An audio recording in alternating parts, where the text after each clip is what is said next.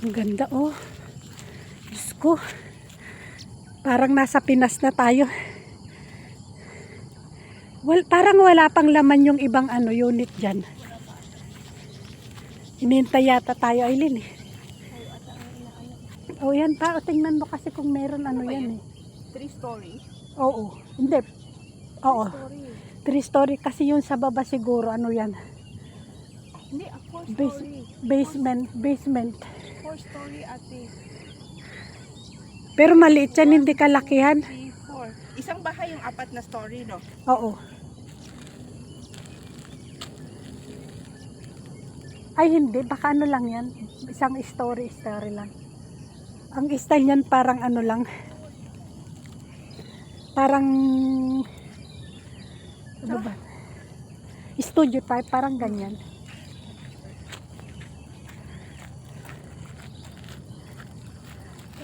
Tara, balik. Ay, ang sarap. Ay, hindi. Maganda kasi na maarawan kapag babae. Sa susunod, makapunta Punta na tayo, nakakalahati na tayo. Pag wala sana sila. Pinawisan pati lahat ng kasisingit-singitan. Balik kaya ako dito bukas before. Ha? Balik kaya ako dito before. O sige, para tayo. Tapos alis tayo mga 6:30. Oo. Diba? Oo. Kahit mga 6 ka bumalik, ay nandito pwede. Para makalayo tayo.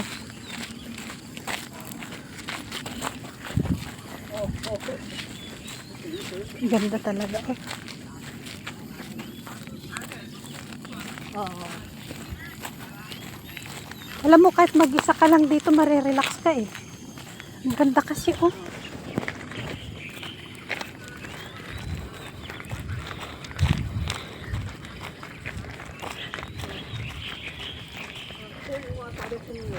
Ito talaga yung sinasabi nilang Little Australia daw talaga. Kasi ang ganda talaga ng mga Hindi siya, baka lang yan, kasi yung mahaba eh, parang malaki eh. Yung isang kaso lang ang niyan, ang style niyan, studio type lang. Malit lang ba pang pang personal lang yata. Service apartment. Oo, parang ganun. Yung uupahan. Oo, tignan mo oh. Kasi kung hanggang 5th floor, hindi ganyan ang style eh.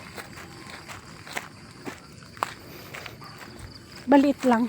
Yung maganda dito pag dito studio type at saka yung yung service apartment. Oo, maganda. yung mga lang, yung mga weekly or 3 days, 2 days vacation lang. Sasaba ka doon sa maingay na patapos pag uwi mo gabi yung quiet lang. Ganda. Ismayo. Parang nasa amin ako.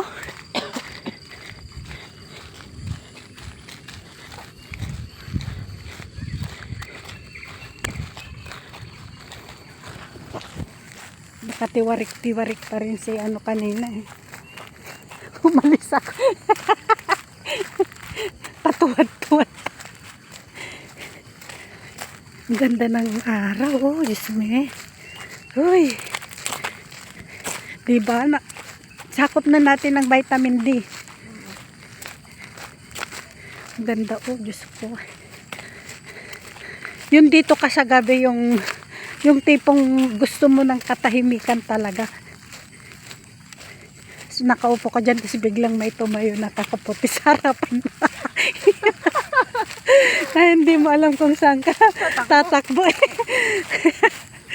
Huwag naman mag-isa. Yung may kasama ka? Oo, may kasama ka. Tapos yung kahit 5 kayo, pero mayroon kayong pwesto isa. Pwedeng mag-camping doon na kumuha ng ng tent.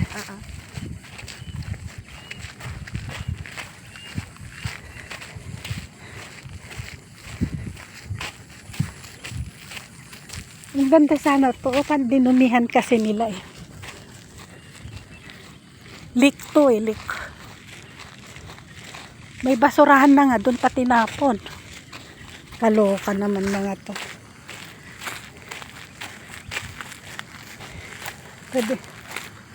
Pwedeng gawin fish pond yan.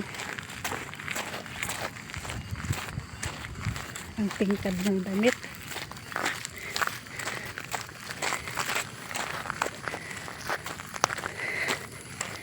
Ang bilis niya ating lumakad. Ay, para tayo nasa ulap.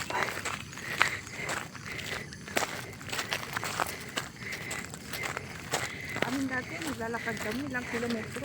Nakachinelas kami. Ngayon may pasyusyo na. Oo. Basta pag uwi ko, maabot ko na yung ano, yung pool sa amin kasi nung umuwi ako, hindi ako nakapag ano eh. Sa banig ako.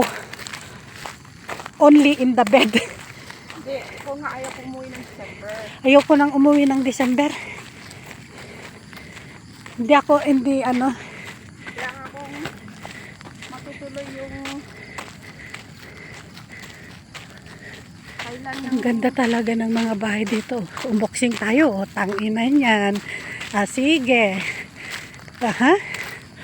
Manny Pacquiao.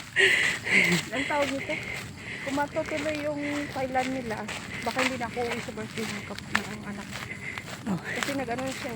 Kasi nabihan ko, G, mag-birthday party ka ba? O Oh. gusto mo mag-travel. Ay, dapat nga sa Korea yan ako. Oh. Sabi ko, wala akong budget, G. Kulang pa yung budget natin. Kasi hindi naman pwede pamasahe mo lang. Pocket money mo. Sabi nga ng brother-in-law ko, Thailand na lang. Thailand, ano yun, mura.